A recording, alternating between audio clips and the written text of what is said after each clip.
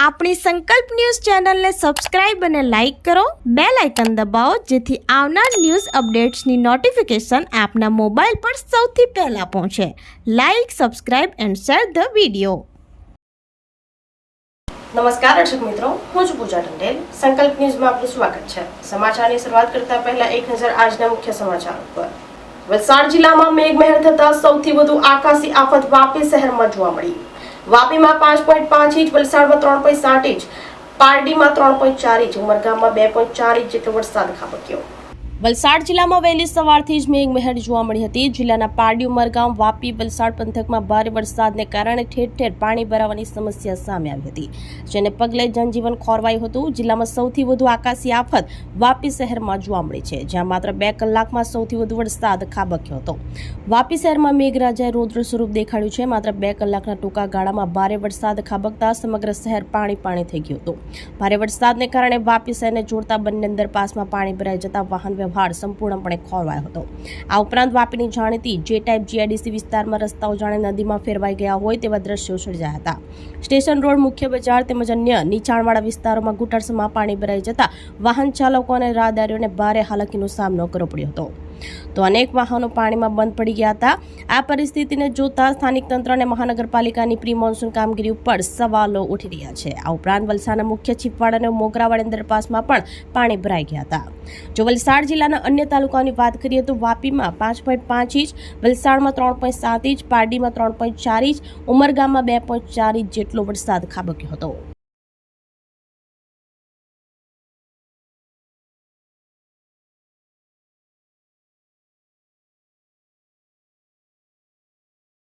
વાપી રાતા ગામના બોરવેલ સંચાલકે પગાર ચૂકવણી કરી હોવા છતાં મજૂરે ખોટા આક્ષેપ લગાવ્યા. રાજેશભાઈ પટેલે આક્ષેપોને સંપૂર્ણપણે નકારી સમયસર પગાર ચૂકવ્યો હોવાનો દાવો કર્યો.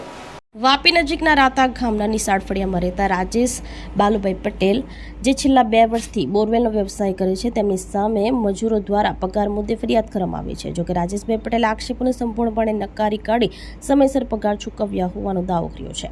મળતી માહિતી અનુસાર રાજેશભાઈ ધરમપુર વિસ્તારના 7 મજૂરોને બોરવેલના કામ ઉપર રાખ્યા હતા. મજૂરોને પોતાના ઘર આંગણે રહેવાની સુવિધા પણ આપવામાં આવી હતી. ઉપરાંત તમામને સમયસર ઓનલાઈન તેમજ રોકડેથી પગાર ચૂકવવામાં આવતો હોવાનું તેમણે જણાવ્યું હતું. થોડા દિવસ અગાઉ રાજેશભાઈ બોરવેલના પાઇપ સહિતનો સામાન લઈને મજૂરો સાથે રાતા સ્થિત ઘરે પહોંચ્યા હતા. ત્યાં તમામ મજૂરોને ગાડીમાંથી સામાન ઉતારવાનું કહેવામાં આવ્યું હતું. આ દરમિયાન 2 મજૂરોએ અલગ અલગ રકમની માંગણી કરતા તેઓને ₹12,000 ચૂકવવામાં આવ્યા હતા. રાત્રિના સમયે મજૂરે પાઇપનો સામાન ઉતાર્યો હતો, પરંતુ ત્યારબાદ 4 મજૂરો કોઈ પણ જાણ કર્યા વિના બાઇક લઈને ત્યાંથી નીકળી ગયા હતા. બીજા દિવસે સવારે અન્ય મજૂરો પાસેથી રાજેશભાઈને જાણ થઈ કે 4 મજૂરો રાત્રે ચાલ્યા ગયા હતા. ત્યારબાદ આ મજૂરે નાનાપોંડા પોલીસ મથકે અરજી આપી હતી, જેમાં બોરવેલ સંચાલક સમયસર પગાર ચૂકવતા નથી તેવો આક્ષેપ કરવામાં આવ્યો હતો. આ અંગે રાજેશભાઈ પટેલે જણાવ્યું કે તમામ મજૂરોને નિયમિત રીતે પગારની ચૂકવણી ઓનલાઈન તથા રોકડેથી કરવામાં આવતી હતી. તેમ છતાં તેમની સામે ખોટા આક્ષેપો સાથે પોલીસ મથકમાં અરજી કરવામાં આવી હોવાનું તેમણે જણાવ્યું છે. હાલ સમગ્ર મામલે પોલીસ અરજીના આધારે જરૂરી તપાસ હાથ ધરી છે. મારું નામ રાજેશભાઈ બાલભાઈ પટેલ, રાતા રહેવાસી, બોરવેલનું કામ કરું છું. ધરમપુર વિસ્તારના મજૂર લાવીને કામ કરાવતો હતો અને જે રાતના મારે જે પાઇપ આવેલો હતા એ પાઇપ અમે રાતના ઉતાર્યા. રાતના 12 વાગી ગયા ને 2 મજૂરને મેં પૈસા 12,000 રૂપિયા, એક માણસને 2,000 રૂપિયા આપ્યા ને એક માણસને 10,000 રૂપિયા આપ્યા. એ લોકો મને પૂછવા વગર રાતોરાત મને કહેવા વગર નાહી ગયા. સવારે મેં ઉઠીને જોયું તો ખાલી 2 જ માણસ હતા, બાકીના 4 જણા નાહી ગયેલા. મેં એ લોકોને પૂછ્યું કે જયંતિભાઈ માણસ કાં ગયા? મને કીધું નહીં ને એ લોકો નાહી ગયા. તો મેં કીધું શું કારણથી નાહી ગયા? એ કારણ મને કંઈ બતાવ્યું નથી. એ લોકો પછી મારે વિરોધે એ લોકોએ પૈસા ચૂકવવાની એવી રીતના એ લોકોએ નાના પંડા પોલીસ ચોકીમાં એ લોકો મારી નામની અરજી આપી કે રાજેશભાઈ પૈસા ચૂકવ્યા નથી ને એ લોકોએ આ બધું તદ્દન ખોટું છે. એ લોકો ઓનલાઈન પાસે ને રોકડા પૈસા મેં આપેલા છે ને આ જે પાઇપ ઉતાર્યા એ લોકોને મેં કહીને ઉતાર્યા કે આ તમારે આટલું કામ બધું પતાવીને જવાનું, પણ એ લોકો એ મારું સ્વીકાર્યું નથી, કહેવા વગર ગેરલાગેલા છે. દમણમાં વિરામ બાદ ધોધમાર વરસાદથી દરિયાકાંઠા નજીકના નીચાણવાળા વિસ્તારોમાં પાણી ભરાયા. થોડા જ વરસાદમાં ગીચ શેરીઓમાં પાણી ભરાઈ જતા સ્થાનિક લોકોને ભારે હાલાકી. સંઘપ્રદેશ દમણમાં વિરામ બાદ અચાનક હવામાનમાં પલટો આવતા ધોધમાર વરસાદ ખાબક્યો હતો અને સાંજે સવારથી સાંજ સુધીમાં 1.29 ઇંચ વરસાદ ખાબક્યો હતો. થોડા સમય માટે ત્રાટકેલા ભારે વરસાદને પગલે દમણના નીચાણવાળા વિસ્તારોમાં અને ખાસ કરીને દરિયાકાંઠાની નજીક આવેલી ગીચ શેરીઓમાં વરસાદી પાણી ભરાઈ ગયા હતા, જેના કારણે લોકોને અવરજવરમાં ભારે હાલાકીનો સામનો કરવો પડ્યો હતો. ગત વર્ષે પણ આ વિસ્તારના લોકો વરસાદી પાણી ભરાવાની સમસ્યાથી ભારે ત્રસ્ત હતા અને આ વર્ષે પણ જરાક અમથા વરસાદમાં ફરી એ સ્થિતિનું નિર્માણ થતાં સ્થાનિકોની મુશ્કેલી વધી છે.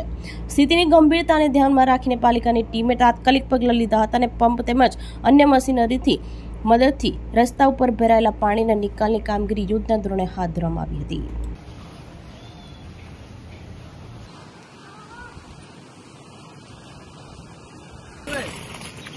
हाँ भाई, तुम लोग करो, नेगेटिव चला रहे, पॉजिटिव चलूं. सही.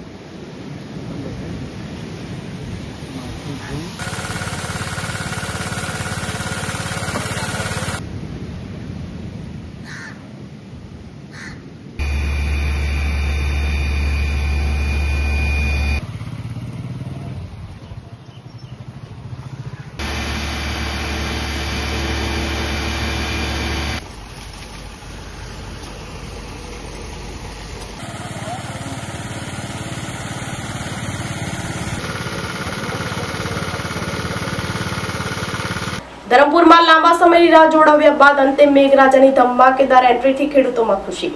મુખ્ય રસ્તા ઉપર પાણી ફરી પડતા વાહન ચાલકોને મુશ્કેલીનો સામનો કરવો પડ્યો.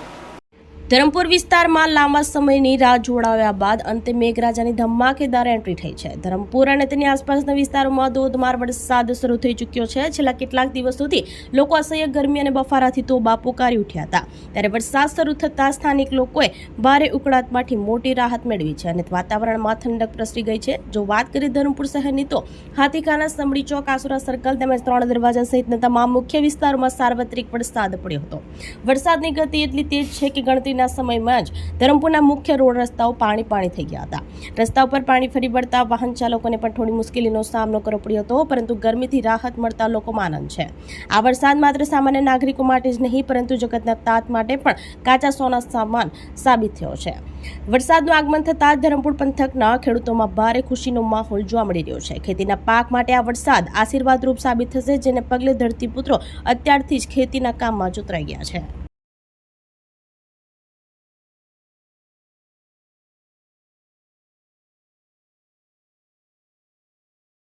વલસાડમાં વર્ષો જૂની જર્જરિત લાઇબ્રેરીનો એક તરફનો ભાગ ધરાશયી થતા દોડધામ. વલસાડના મોટા બજાર નજીક એક સ્થાનીય ઇમારતનો ભાગ ધરાશયી થવાની ઘટના બની છે. ભારે વરસાદને કારણે વોહરા મસ્જિદ પાસે આવેલ એક વર્ષો જૂની લાઇબ્રેરીનો એક તરફનો ભાગ અચાનક તૂટી પડ્યો હતો. મળતી માહિતી મુજબ વલસાડના મોટા બજાર વિસ્તારમાં આવેલી આ લાઇબ્રેરી લાંબા સમયથી જર્જરિત હાલતમાં હતી.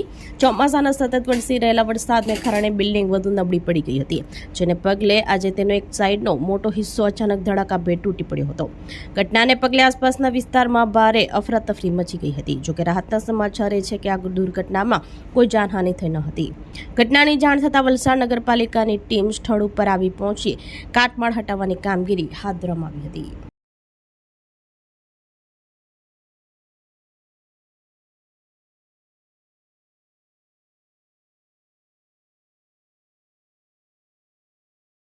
ઉમરગામમાં ખાબકેલા વરસાદને લઈ સોસાયટી, નીચાણવાળા વિસ્તારો અને મુખ્ય માર્ગો પર પાણી ફરી વળ્યા. લોકોને પ્રથમ વરસાદે જ હાલાકી સર્જાતા પાલિકાની પ્રી મોન્સૂનની કામગીરી સામે રોષ ઠાલવ્યો. ઉમરગામમાં મેઘરાજે તોફાની બેટિંગ કરતા માત્ર 2 જ કલાકમાં આફ ફાટ્યું હોય તેમ ખાબકેલા વરસાદે સમગ્ર પંથકને પાણી કરી દીધું હતું. પ્રથમ વરસાદમાં જ વહીવટીતંત્રના પ્રી મોન્સૂનની પોલ ખુલી ગઈ છે. ઉમરગામમાં ચોમાસાની ધમાકેદાર એન્ટ્રી થઈ છે, પરંતુ આ એન્ટ્રી સ્થાનિકો માટે આફત લઈને આવી છે. માત્ર 2 કલાકમાં પડેલા 2 ઇંચથી વધુ વરસાદે નીચાણવાળા વિસ્તારો તો ઠીક, પરંતુ મુખ્ય માર્ગો પર પાણી ફરી વળ્યા હતા. ઉમરગામની જાણીતી આદર્શનગર સોસાયટી અને રાધિકા રેસિડેન્સીમાં ઘૂંટણસમાં પાણી ભરાઈ ગયા હતા. લોકોના ઘરોની બહાર પાણીનો જમાવડો થતાં સ્થાનિકો કેદ જેવા થઈ ગયા છે. આ ઉપરાંત ઉમરગામનો મુખ્ય ગણાતો સ્ટેશન રોડ પણ નદી બન્યો હોય તેવા દ્રશ્યો સર્જાયા હતા. રસ્તા ઉપર પાણી ભરાઈ જવાને કારણે વાહન ચાલકો અટવાયા, તો કેટલાક વાહનો પાણીમાં બંધ પડી જતા સ્થાનિકો ભારે હાલાકીનો સામનો કરતા તંત્ર સામે રોષ ઠાલવ્યો હતો.